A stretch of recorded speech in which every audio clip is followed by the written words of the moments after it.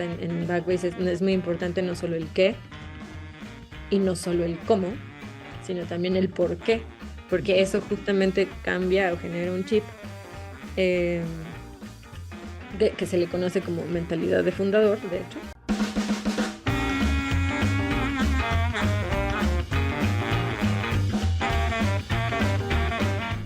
Hola, ¿cómo estás? Te doy la bienvenida a HR Young Thinking. Yo soy Antonio López, cofundador y director de Buca, y en este podcast hablamos sobre experiencia del empleado e innovación en recursos humanos. El día de hoy me acompaña Claudia Pérez, a quien he conocido desde el año pasado en un entorno 100% profesional y me ha inspirado muchísimo su historia en el ámbito de recursos humanos, particularmente el rol que tienen en las empresas de tecnología. ¿Cómo estás, Clau? Buenas tardes. Hola, ¿qué tal, Antonio? Muy bien, gracias. Gracias por la invitación, primero que nada. Y pues bien, contenta, emocionada de estar aquí conversando con ustedes, equipo de Buca. Eh, entonces, pues sí, muy contenta y muy bien. Muchas gracias, Clau. Bueno, a ver, un poco para recapitular, nosotros nos conocimos a principios del año pasado, no sé en qué parte del mundo estabas, pero nos invitaste a facilitar ahí un taller remoto todavía de Design Thinking para el equipo directivo y eso después nos llevó a hacer otro tipo de workshops con ustedes y conocí un poco de lo que haces ahora, ¿no? Entonces, lo que me gusta mucho hacer siempre con nuestros invitados es pedirles un poco que se presenten, que nos digan qué hacen, quiénes son, qué hacen y qué han hecho en recursos humanos. Y eso para empezar. Así que adelante. Sí, yo soy psicóloga de formación. Tengo una maestría en neurociencias y más bien todos mis estudios o mi formación académica están muy centrados en todo el área de psicología. También tengo una especialidad en terapia narrativa, porque también me dedico a dar terapia clínica en mis tiempos libres o como Ujú, complemento a toda la carrera de recursos humanos, ¿no? Em, y curiosamente, aunque tengo como mucho esta formación académica en psicología, pues sí, siempre me ha interesado estar en recursos humanos. He dado clases también por ahí. Estuve en algún momento de mi vida, pero ese fue un periodo muy corto, como un año, en marketing también, en investigación de mercados, pero justamente investigando patrones de consumo y comportamientos, actitudes, hábitos de compra y cosas así, todo en relación a la psicología del consumidor, por así decirlo. Eh, pero pues básicamente lo que más me he enfocado es en recursos humanos, o mi trayectoria ha estado más enfocada en recursos humanos. ujú, Y yo, a pesar de que tengo esta formación clínica y también me dedico a dar terapias, me he centrado en recursos humanos o he elegido estar en recursos humanos por el tema de, pues, del challenging o a los retos, y no solamente los retos, sino que es un rol en el que es muy dinámico y tienes que enfrentarte como a situaciones muy variadas y muy distintas, especialmente ujú. siendo eh, HRBP o Human Resources Business Partner o generalista de recursos humanos también se le puede como Sí. conocer. Y como generalista, pues haces de todo un poco, ¿no? No estás especializado como en compensaciones o no estás especializado en solo hacer terminaciones laborales ni nada así, sino que te toca hacer de todo un poco. O sea, al final del día, un HRBP se convierte en un embajador de recursos humanos y como que representas el área de recursos humanos de de distintos centros de expertise. Entonces, esa es la parte que me gusta y es la razón por la que continúo en recursos humanos, Ujú, como que siento que todos mis competencias o skills, habilidades y demás, los puedo explotar bien en recursos humanos por el dinamismo, por la variedad de problemas o situaciones y de personas tan distintas a las que te enfrentas. Grupos de personas y personas individuales, ¿no? Porque cada cosa tiene su reto, tanto atender de forma individual a alguien como entender grupos, equipos, un sistema, una empresa, tiene distintos retos, ¿no? Entonces, esta parte tan dinámica eh, y tan variada y tan retadora de parte de recursos humanos es lo que me ha hecho quedarme aquí y en donde siento que todos mis skills como psicóloga los puedo aplicar también bien aquí. Digo, obviamente no es 100% psicología, recursos humanos, implica sí. también muchas otras cosas, pero creo que este background que yo tengo me ha ayudado mucho. Oye, y además de este background que ahorita me platicas, ¿cuál crees que ha sido como la habilidad que el día de hoy más has tenido que desarrollar fuera de la psicología o fuera del tema del comportamiento a nivel de, no sé, entender a la empresa? Y ahorita tengo una pregunta acá, pero primero tú dime, o sea, ¿cuál es la habilidad o qué es lo que más te reta, que te ha sacado de tu zona de confort, si así se le puede decir, Sí. de lo clínico o del estudio del comportamiento humano? Sí, es sobre todo toda esta parte analítica de manejo de números. O sea, al final del día creo que todas las empresas están migrando a ser orientadas por data, o sea, o tomar decisiones a través de la data. Y no sé, o sea, porque antes era visto como algo meramente de finanzas o del área comercial, ¿no? Y ahora, pues, todas las áreas tenemos que subirnos en ese barco para tomar decisiones con data, ¿no? Y recursos humanos, o sea, aunque es gente, pues no es la excepción. O sea, tienes que evaluar, pues, todo este tema de la rotación, clima laboral o el well-being, que se ha convertido en una parte importante, todo este tema de esquema de compensaciones. Eh, Muchos indicadores, ¿no? O sea, hay varios indicadores de recursos humanos, pero bueno, todo este tema de indicadores y de análisis de datos se ha convertido importante y es un skill que he tenido que desarrollar. Ujú.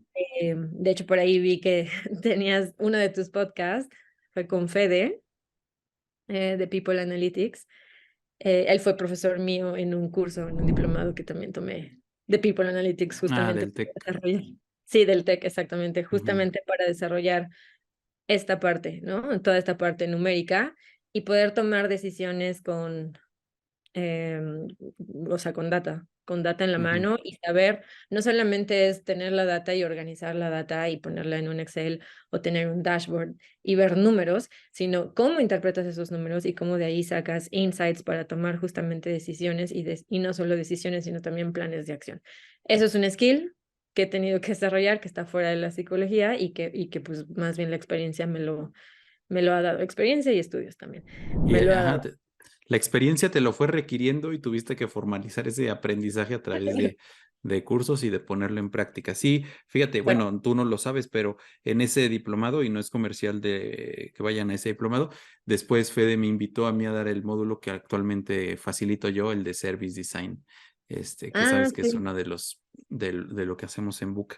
Oye, Clau, me parece bien interesante y fíjate que es bien curioso porque actualmente muchos chicos que conozco, tanto el diplomado como en general que se dedican al tema de People Analytics o Data Analytics en recursos humanos, tienen una formación como una formación psicológica y me da curiosidad porque creo que al igual que tú es una habilidad que tal vez no tienen por formación muy bien desarrollada, pero que se vuelven súper buenos, digamos, sobre todo en el entendimiento predictivo del análisis de información, ¿no? O sea, los datos normalmente te pueden ayudar a diagnosticar o a detectar cosas que están pasando. O sea, diagnosticar cosas que ya pasaron o detectar cosas que están pasando, pero digamos que el escalón superior del análisis de datos es la predictibilidad, ¿no?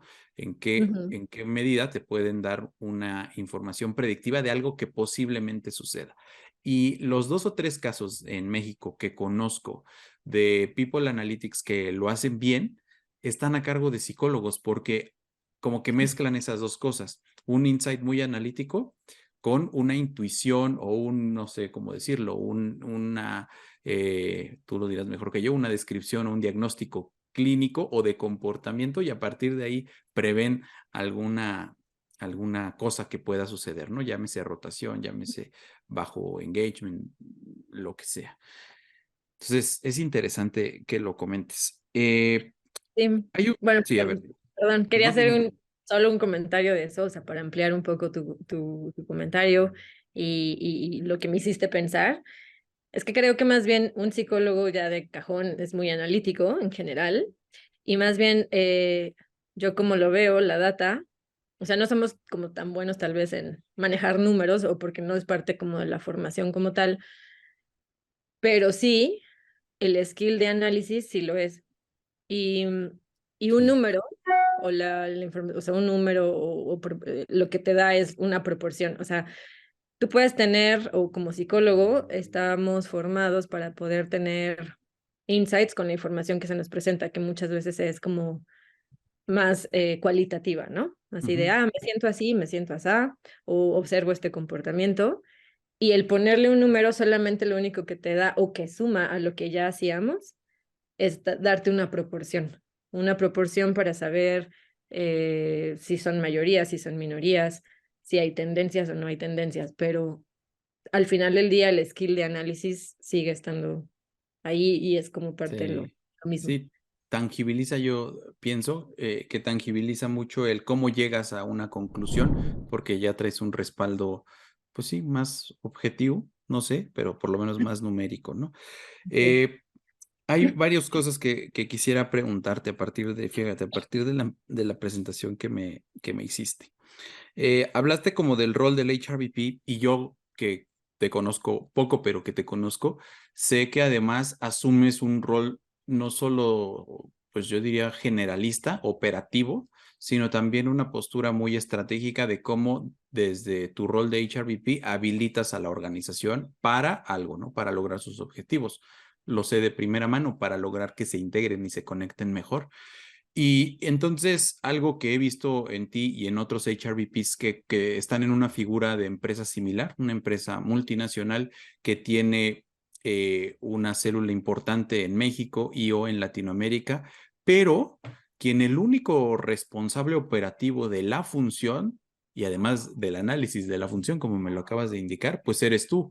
Entonces, ¿cómo ha sido para ti esa, no sé si llamarlo soledad o si eso ha sido desafiante y un poco hacia dónde te recargas? Bueno, vámonos por partes. Primero, ¿cómo ha sido para ti? Sí, es como mucho. Queremos decir muchas cosas, pero sí. Sí, o sea, me dejaste pensando mucho en esto de la soledad, o sea, por así llamarle, pero, y sí, o sea, quiero, para contestar la pregunta, quiero hablar un poquito como de mi pasado en otro tipo de industrias, industrias más tradicionales, donde, porque la industria tech es como otro boleto, ¿no? Que ahorita si quieres platicamos un poco de eso, en la industria tecnológica, pero justo cuando he estado en otras industrias, a pesar de que todo se puede mover rápido, todo urge y todo es para ayer, como puede pasar con cualquier trabajo y que hay presión por sacar las cosas rápido y demás, sí se siente una gran diferencia en esta mentalidad ágil, o en esta como movilización de trabajo muy ágil en una industria tech versus otro tipo de industrias. A pesar de que tú sientas estando ahí que es muy rápido, ¿no? Y en estas Ujú. industrias tradicionales, normalmente, pues justo se tienen como muchas manos o tienes un equipo de trabajo contigo, o sea, yo llegué a tener gente a mi cargo para justamente sacar todas las cosas. Y cuando llegué a la industria tech, estás sola. Y sí, Tú sí lo es haces como, todo. ay, sí es como muy extraño, pero luego entiendes que estás solo tú como ese rol estratégico donde estás como mirando muchas aristas y demás, pero al final del día no estás solo porque tienes estos centros de expertise que pese a que no están bajo tu cargo o no te reportan directamente, pues hay muchísima colaboración. O sea, son estructuras como más horizontales en la industria tech y sobre todo lo que reina es la colaboración. Entonces tienes estos otros compañeros de trabajo que están especializados en distintas áreas y te van ayudando a sacar ese trabajo, ¿no? A pesar de que no tienes como directamente reportes directos, entonces puede sonar a que, el HRBP hace todo, sí, pero hay gente detrás ayudándote del lado de recursos humanos.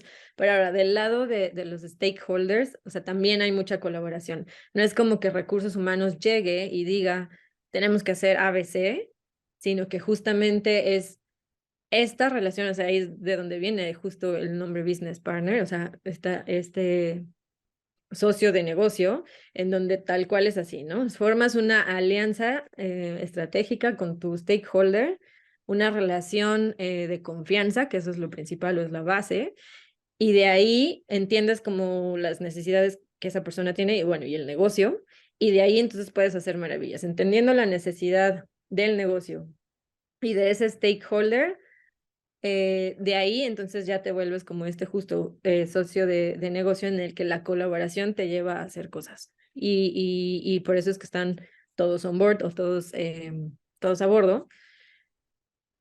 por esta colaboración. Entonces, al final del día, sí, te respondería sí, estás como Ujú. solo y parece como abrumante en un principio, sobre todo si vienes de la industria tradicional y que tienes que hacer Sí. cargo, pues ya sabemos cómo opera un poco en ese sentido. Y en la industria tech abruma de entrada, pero luego entiendes que es eso, muy colaborativo y muy de generar relaciones de confianza Ujú. muy sólidas. Oye, ahorita que dijiste de estos centros de excelencia o centros de expertise, uno de los retos que yo me he encontrado con otros HRVPs que también han estado en este espacio y con quienes hemos colaborado es el tema cultural. A ver, pongo un ejemplo claro y no sé si se replique.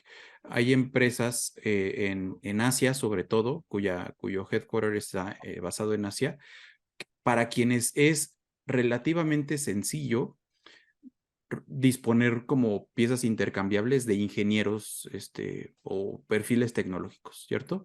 Porque es a pesar de que es talento especializado, cada vez hay más gente, sobre todo en esos países, pensemos en India o en China, ¿no? Que hay muchos ingenieros para quienes puedes sustituirlos rápidamente y entonces, pues si un ingeniero se te va allá, pues rápidamente lo reemplazas.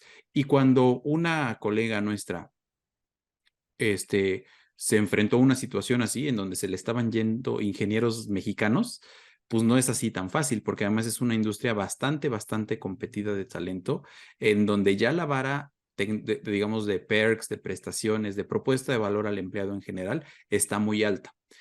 Y entonces el COE, ¿no? De allá, pues le decía, pues no importa, o sea, haz esto, haz esto. La cultura no importa, porque, o sea, como que esas diferencias culturales les ha costado mucho trabajo. ¿Para ti ha significado un reto similar que ellos interpreten la cultura latina o tú interpretar, entiendo que no está basada en Asia, sino en Europa, la cultura europea y cómo lo has vinculado? Sí, o sea, claramente de pronto sí hay brechas y sí implican un reto. Am, pero en general, no sé si tenga que ver con la cultura europea o específicamente la cultura de Backbase, desconocería, pero, o sea, lo que sí te puedo decir es que en Backbase hay mucha esta apertura a escuchar, ¿no? Escuchar y entender las necesidades de cada hub, porque también estamos en Asia, también estamos o sea, en Europa en distintos lados, estamos en África, estamos en Estados Unidos, Canadá y Latinoamérica, ¿no? Entonces, sí hay como esta apertura a escuchar un poco las necesidades de cada hub o de cada región y entender justamente los retos que cada región tiene, ¿no? Tal vez al principio, o sea, Backbase ya tiene 20 años, entonces tal vez al principio no fue así de fácil, supongo que al principio sí era más como aquí operamos, o aquí en el headquarter operamos así, pues todos tienen que ser como parejo, o tal vez eso era como, se iban con esa finta, pero obviamente la experiencia, o al tener ya ahorita 20 años, les ha dado como la apertura a escuchar y entender pues que hay distintas necesidades y mercados distintos en términos de recursos humanos, ¿no? De De talento. reclutamiento. Entonces, sí hay a veces brechas y pues tienes que hacer esa labor de convencimiento, de Ujú, explicar y sobre todo es no solo explicar porque basado como que es tu opinión, sino justo basado en números y explicar ujú. con números y sostener con algún tipo de evidencia pues eso que tú estás contando, ¿no? Pero una vez que lo cuentas, pues listo, es más fácil pues que esa brecha se acorte. Entonces, Ya.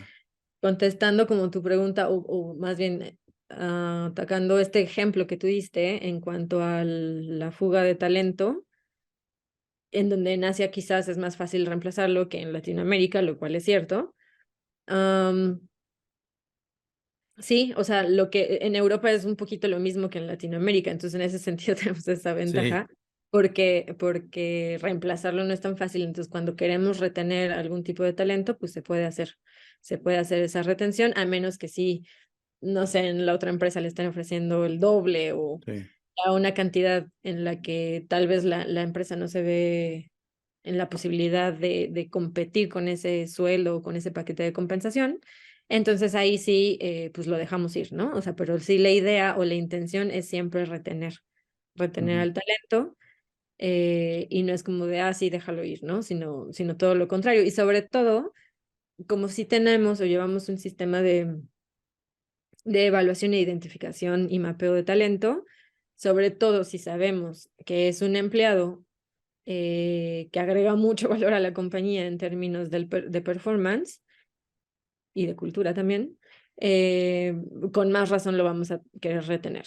En cambio, si sabemos que es un low performer o alguien con el que hemos tenido ciertos problemas de cultura o de actitud, ahí sí lo dejamos ir, por Ujú. ejemplo. Ya. Ahorita quisiera hablar un poco de la industria tech. Antes de eso, bueno, tocaste dos puntos, ¿no? Esta parte, partimos decíamos, ¿qué tan solitario es? Me decías, no, porque tengo a las áreas de excelencia que me apoyan y con quienes me puedo poner a colaborar muy bien. Y por otro lado, a los stakeholders. Sin entrar a mucho detalle de cómo es la estructura en Backbase, hay, entiendo, dos, bueno, vicepresidencias, o no sé si eso ya cambió incluso, y tú de repente puedes ser, o por lo menos así lo tenías, como mucha comunicación con ellos y ellos también mucha confianza hacia ti. ¿Con quién te recargas en esta posición tan solitaria para arriba y para abajo, ¿no? O sea, luego, pues tienes que justo hacerla medio de psicóloga, ¿no? O de resolver diferencias, de entender cómo hay silos o no dentro de tu empresa y cómo los tienes que ir solventando. Y eso también requiere, pues, de un respaldo, pues, del más alto nivel. Porque, a ver, entendamos que eres como la figura de recursos humanos en el Hub de Latinoamérica y por lo menos de manera jerárquica o estructural, lo cual incluso creo que no es tan necesario, no es como que hay un vicepresidente de cultura, o sea, alguien que pueda decir, esta es la estrategia que vamos a seguir, por lo menos con ese peso jerárquico. Entonces, ¿cómo le haces tú para impulsar iniciativas que realmente trasciendan pues a la cultura y que se ejecuten, ¿no? Que no queden como en buenas ideas o buenas intenciones, sino que realmente tengan el peso suficiente para ejecutarse. Sí. Pues me puedo recargar en dos lados, ¿no? O sea, por un lado, igual, o sea, centros de expertise, sobre todo en temas de iniciativas y tal, o sea, sí tengo que tocar base con, vamos a llamarle RH Global y sus centros de expertise. Toco base con ellos, puedo hacer intercambios de ideas.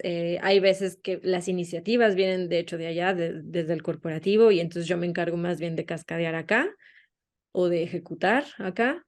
Obviamente aterrizándolas a las necesidades del hub o de los stakeholders de aquí de la TAM, pero pueden venir las cosas de allá. Ahora, si no vienen de allá y más bien son necesidades que yo detecté y que tenemos que hacer iniciativas o cosas que no están hechas o que no existen, digamos, en la empresa, ahí sí lo que hago primero es rebotarlo con los stakeholders, y con stakeholders principales me refiero a los líderes del hub, que en este caso son 4.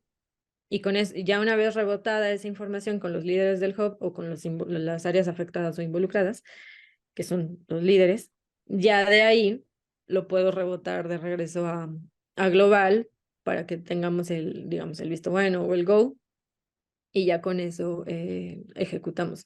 Pero Mm. siempre, o sea, puede venir tanto de allá o puede venir de aquí, pero todo siempre es como colaborativo. O sea, Ok, siempre es con este diálogo siempre abierto con mis clientes principales, que son los ya. líderes del hub. Digo, eso no significa que no hable con el resto de la gente, porque Ujú, evidentemente también hablo con el resto de la gente o el resto de los empleados, hago entrevistas de salida donde también me van ayudando a detectar ciertas fallas en procesos o en cierto liderazgo de equipos o lo que sea. Y de ahí entonces yo también reboto, pero esa es la clave, siempre rebotar con los líderes del hub, porque al final son los que mueven el negocio. Entonces, si no estás aliado con ellos o no eres ese socio estratégico de negocio para ellos, pues difícilmente podrías hacer que las cosas sucedieran o que quisieran implementar este tipo de iniciativas, ¿no? Y porque también viene un lineamiento como muy fuerte del headquarter hacia temas también de cultura, ¿no? O sea, en Backbase es muy importante no solo el qué y no solo el cómo, sino también el por qué, y que todo tenga sentido, que la Ujú, gente se identifique no solo en qué hace y cómo lo hace, sino también por qué lo hace, porque ujú. eso justamente cambia o genera un chip, eh, que se le conoce como mentalidad de fundador, de hecho, y eso hace justamente que el compromiso o que la entrega o que todo, una, sea mejor hecho porque te importa y porque sabes el impacto que puede tener. Y dos, pues sí, le da sentido al trabajo que cada uno hace, ¿no? Más allá de, saqué tantos números o vendí tantas cosas, o no Ujú. sé, por decir algo burdo, más allá de cumplir esta meta numérica, pues te puede dar un sentido entender por qué lo haces también, o el impacto que puede tener tu trabajo. Sí, ahorita quisiera con este tema entrarle al tema de la industria tecnológica. Eh, es por todos conocido, se especula muchísimo en torno a la volatilidad que hay en la industria tecnológica. Eh, el año, a finales del año pasado y todo este año, por lo que se ve ante un 2023, para quienes nos escuchen después, marzo de 2023, ante un panorama económico muy incierto.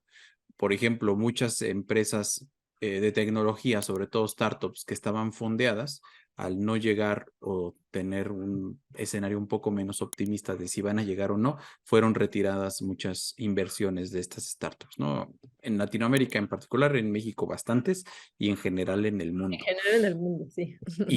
Y muchas de esas empresas, al estar todavía en una fase, pues, pre-ronda o en ronda A o en seed o pre-seed, todavía no llegan a un product market fit que les haga pues ya crecer de manera orgánica, sino que todavía dependen de eso. Y eso ha implicado, en consecuencia, pues dejar ir a mucho talento digital, ¿no? Es como el pan de cada día.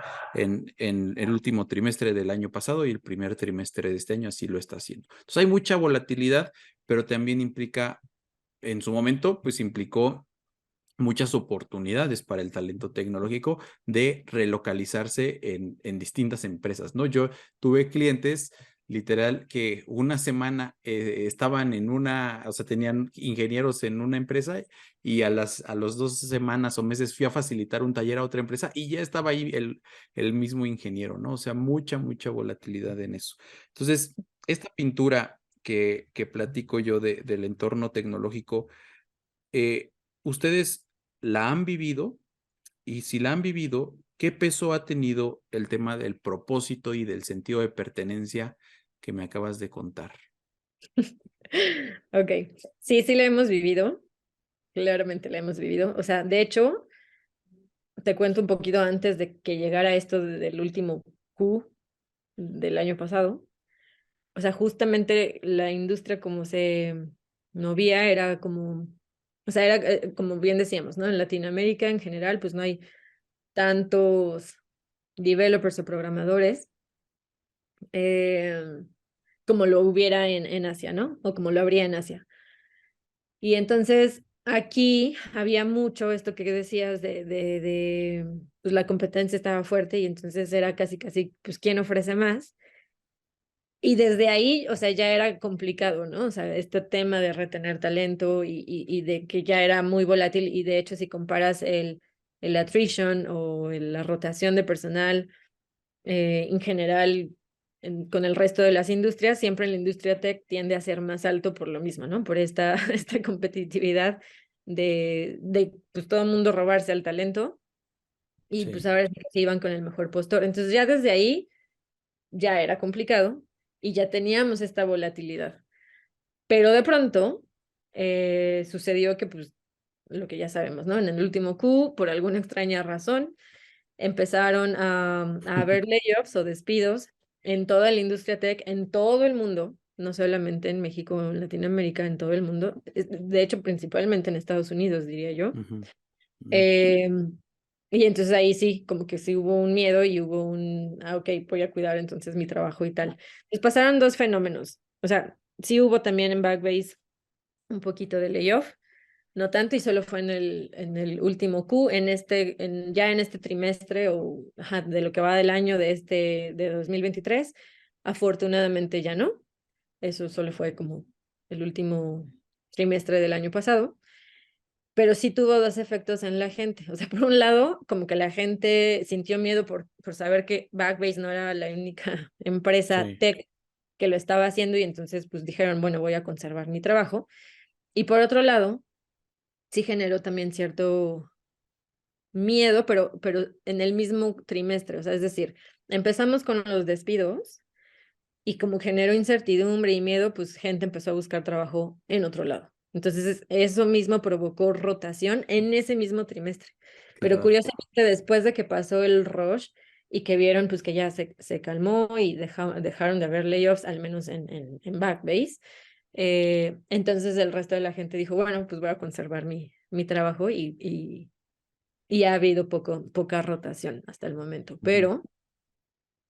Pero sí tuvo como los dos efectos. O sea, al principio hubo layoffs y entonces la gente empezó también a escapar pensando que eso era como la solución o no sé, ¿no? Sí, Pero una vez que pasó el pánico y que ya se calmaron como las aguas, al contrario, como que la gente ahora está valorando más su sí, trabajo sabiendo que allá afuera está más bien difícil. competido, ujú, y No, bien difícil. es la mejor definición de bucle que he escuchado en los últimos meses, ¿no? Mucha volatilidad y mucha incertidumbre. ¿Y qué está haciendo el talento? Pues a través de ambigüedad, o sea, hay mucha ambigüedad y entonces toma decisiones medio irracionales o muy emocionales, si así lo quieres ver.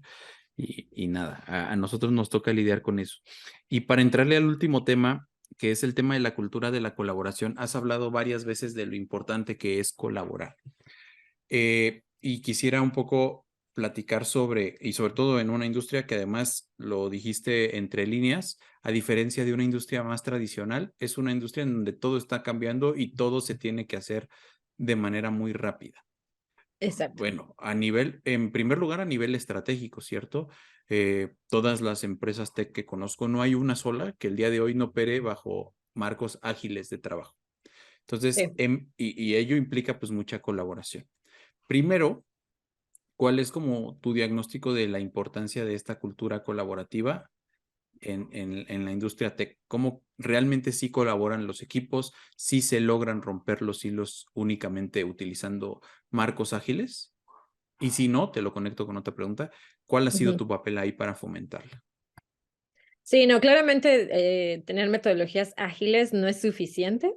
Sí ayudan, sí pienso que ayudan mucho porque justamente el chip o el mindset de la cultura ágil, pues es justamente dar resultados de alto rendimiento, pero con actitudes y conductas motivadoras y tomar decisiones rápidas, ¿no? Y de alto impacto. Entonces, eso ayuda a la colaboración porque estás muy enfocado más en el resultado, más que en llevarte el crédito o no sé, o hay que sentarnos a pensar y analizar porque qué va a decir el director o de impresionar a alguien o no sé, ¿no? O sea, es como tenemos que dar el resultado y entonces ves cómo lo logras y obviamente teniendo un equipo pues es más fácil y si de alguna manera como que te adentra un poquito en la inercia de ese chip de colaboración.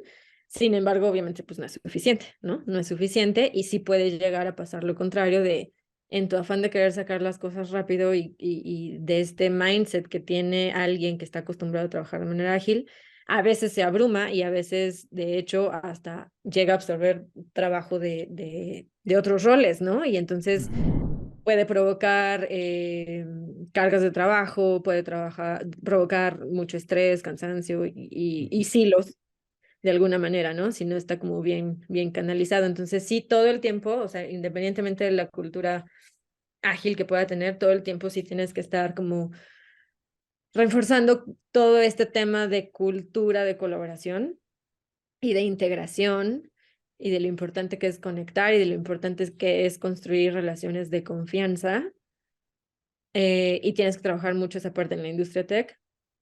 Por eso es que la industria tech también se destaca por ser muy creativa y muy original en sus formas de trabajo y que puedes ir vestido como tú quieras y que tienes estos espacios para justamente socializar y estos espacios creativos para que las juntas no sean como a lo que tradicionalmente estás acostumbrado, sino que te cambian un poco el chip, justamente para gestionar todo este tema como de integración, despertar creatividad y sobre todo promover mucho las relaciones de confianza, ¿no? Entonces hay cosas como un budget para social gathering o sea, para poder ir a comer con compañeros de trabajo y demás. Y empiezan a inyectarle mucho a este tema o le apuestan mucho al tema de cultura, justamente porque si no puedes caer, o sea, aunque la mentalidad ágil te puede llevar un poco a la colaboración, también puedes caer en querer absorber tanto que tú solito te llenas de trabajo y te conviertes en un silo, ¿no?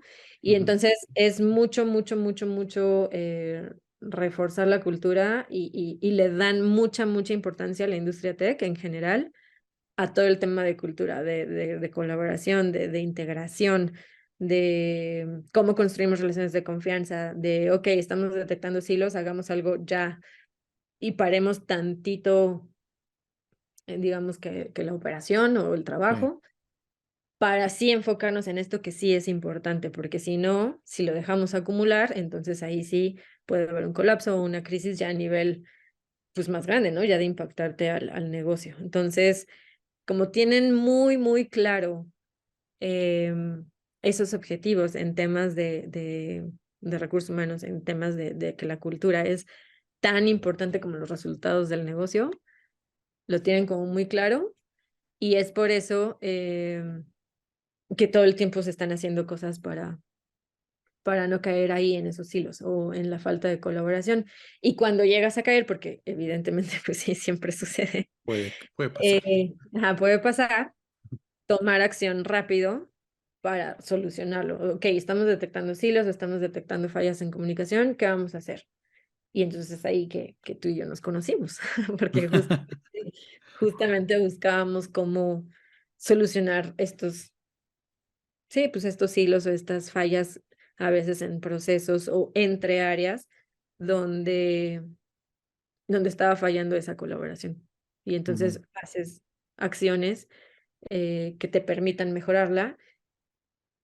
Y en la industria tech normalmente ese tipo de acciones son muy bien vistas y son muy aceptadas y son fácilmente aprobadas en comparación a veces de industrias más tradicionales donde son 2 eventos al año y todos juntos, pero no es como parte de su día a día, ¿sabes? sí, qué padre. Oye, y ahorita que hablabas de todo esto, algo que a nosotros nos ha pasado mucho también, bueno, con clientes, es el tema del burnout. La gente, como dices, trae o tantos proyectos o no le llega a tiempo la tarea y entonces se tiene que ir retrasando y eso pues genera estrés y ansiedad y algunos otros desórdenes. ¿Qué tan importante ha sido para ustedes vigilar, y si es que lo haces o no, el tema del bienestar emocional de tus colaboradores y qué has hecho al respecto? Sí, así es muy importante, o sea, para la industria tech es muy importante porque justamente es muy fácil caer en burnout por todo este tema de querer resolver las cosas en el menor tiempo posible. em, y sobre todo los perfiles de la gente en la industria tech son muy como muy proactivos y muy doers, ¿no? Sobre todo más industria tech y startups, ¿no? O sea, es como Ujú, no esperar a que te dicen, sino tú al contrario, tú tomas, tú haces, tú vas y te adelantas. Y este chip de mentalidad ágil te lleva a eso, ¿no? A como querer absorber, absorber, absorber, absorber, absorber, y de pronto te das cuenta, pues que sí, que ya estás lleno de trabajo y no has terminado pues todo lo que tienes que terminar. ujú, Entonces, una parte importante con la que se trabaja, pues es en saber cómo priorizar. Y todo este tema de well-being también ha sido importante. O sea, sí, sí hemos tenido, por ejemplo, la aplicación ¿cómo se llama? Ay, se me olvidó. Headspace. ujú. De Headspace Para meditar y eso. ajá, para meditar y eso ha sido parte importante también como de los beneficios que se le dan a los empleados y de estar monitoreando por proyecto o por equipos de trabajo cómo está ese burnout, ¿no? Y pedirles a los empleados que alcen la mano cuando algo está sucediendo para justamente vigilar esa situación.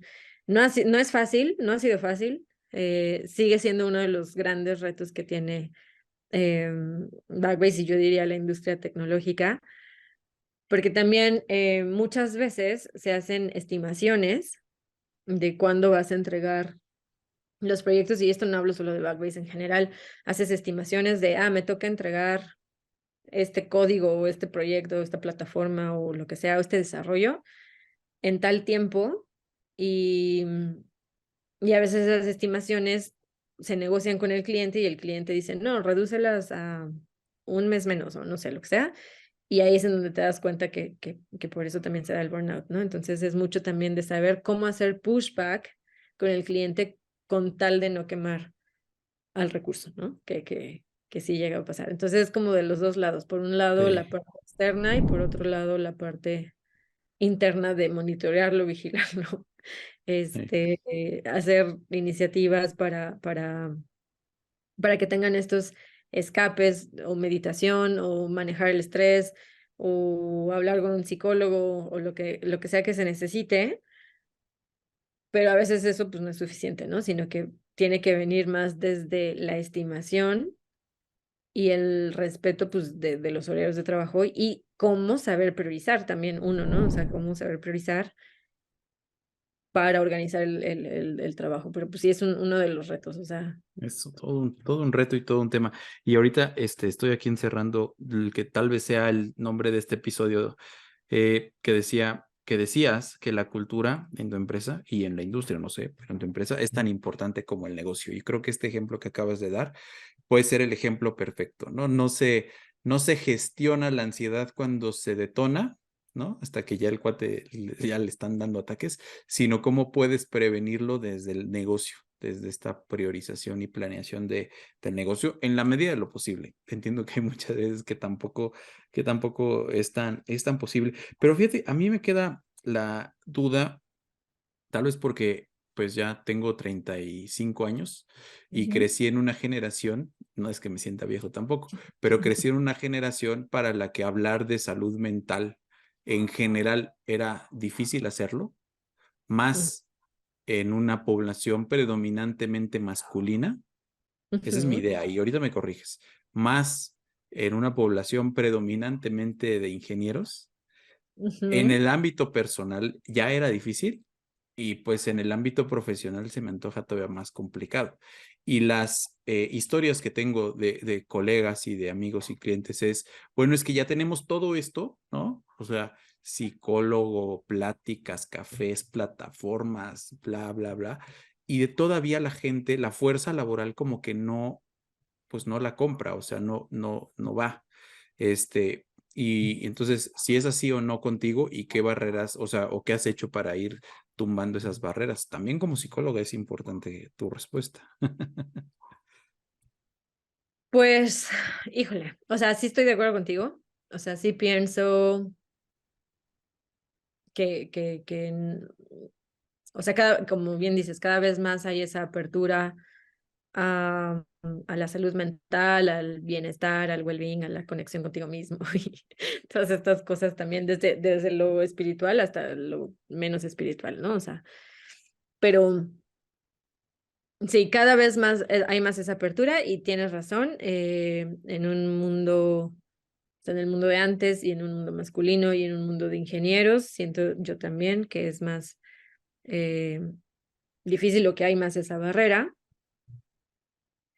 Sin embargo, pues la empresa misma o la inercia de la cultura de la empresa al todo el tiempo bombardearte o darte pláticas o decirte y tal, que están estas opciones y haces webinars e invitas a la gente y hay gente que a veces no se apunta por falta de tiempo, pero cuando te das cuenta de que en general la respuesta es muy positiva, ahí te puedes dar cuenta entonces que tal vez no es tanto que sea un tema tabú, la salud mental, sino que más bien es que no había oferta o Mm, que no habían tenido esa cercanía o, sí, ese acercamiento con eso, ¿no? O sea, como que alguien no se les había enseñado, no les había enseñado el ujú. menú, Sí, que eso existía.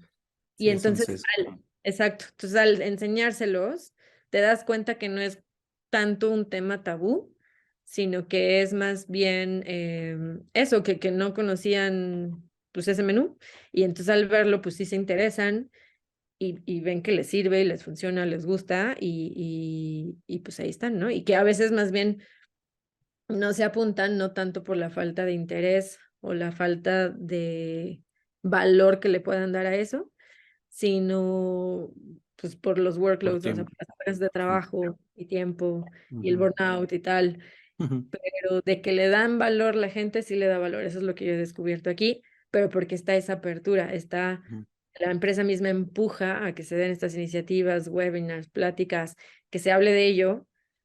Y entonces hasta un mismo colega le puede decir, ah, tomaste este curso, estuvo buenísimo, no sé qué, y como que es parte del ambiente, ¿no? Este tema del well-being.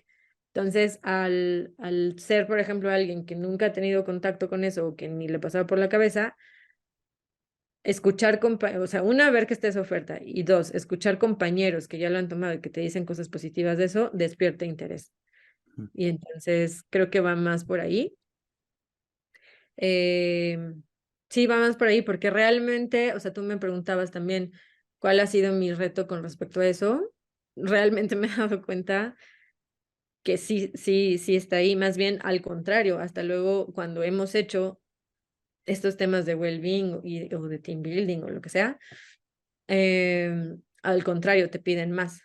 O sea, ujú. sí te piden más y sí siento que es algo que hace falta, nada más que pues, bueno, es difícil hacerlo también todo el tiempo, ¿no? Pero Sí. por el tiempo y por la inversión o lo que tú quieras, pero mm, ahí es donde justamente yo misma, o sea, con este pensamiento que yo comparto contigo y que yo también tenía, ahí es donde te das cuenta que tal vez no es tanto que no lo quieran, sino que no lo tienen a la mano. Ujú, y que no es tan conveniente, ¿no? Tal vez en donde sí haya todavía algún sesgo es en atreverse a pedirlo, pero una vez que está ofrecido, como bien comentas, pues sí lo toman, ¿no? Ajá, exacto. Padre. Qué padre, Clau. Oye, pues mira que se nos ha ido volando el tiempo y ya se nos acaba, pero quiero agradecerte muchísimo el que hayas compartido este conocimiento con nosotros, tus experiencias. Creo que es bien interesante lo que nos platicas y estoy seguro que mucha gente que nos escucha en esta y en otras industrias resonará mucho contigo. Entonces, finalmente preguntarte dónde puede encontrarte la gente para mandarte un mensaje o entrar en contacto contigo. Sí, muchas gracias. Otra vez gracias por la invitación.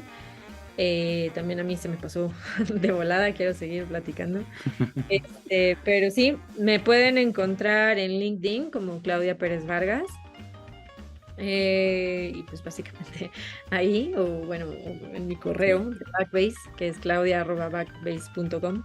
Fui la primera Claudia en Backbase, entonces me tocó el apellido, lo Qué cual bueno, está padrísimo, pero, pero sí, Claudia qué Backbase. padre. Sí, Muy bien, Clau. Pues muchísimas gracias por tu tiempo. Ha sido un honor platicar contigo. Esperemos que no sea la última vez. Y pues nada, nos vemos pronto. Muchísimas gracias a todos los que nos escucharon o vieron en YouTube. Déjenos sus comentarios, suscríbanse al podcast y no olviden seguirnos en todas las plataformas. Mi nombre es Antonio López. La música que escuchan es de los Highballing Daddies y el podcast lo producen Alejandro López y Alberto Bautista. Nos vemos pronto.